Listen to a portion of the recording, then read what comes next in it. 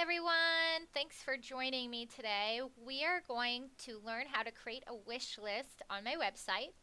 So go ahead and go to my website and you can scroll down into the party, and in the details will be a link to my website, or you can go to mamausborne.com.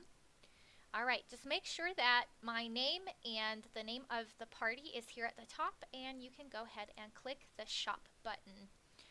Once you're on the next screen, you can search for a book a few different ways, either by category or in the search bar, or even if it's on the front page. We are going to add a book to our wish list from the front page. You can just click on the picture of the book or on the title of the book, and it will redirect you to the book's page. Once you're here, go ahead and click this green button here that says Add to Wish List.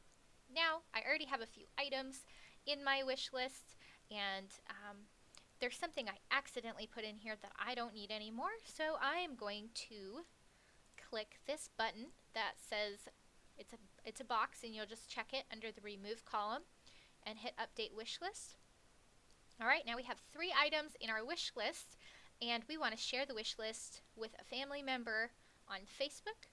Go ahead and highlight your URL and hit copy, and then you can paste it into a message on one of your social media platforms, or you can share it in a post.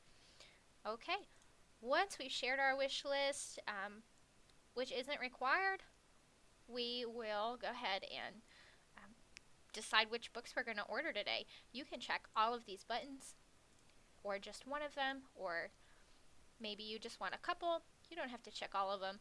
We're going to get 2 of the books, and we're going to click this button here that says Add to Cart after we've checked those boxes, and we'll be redirected to our shopping cart.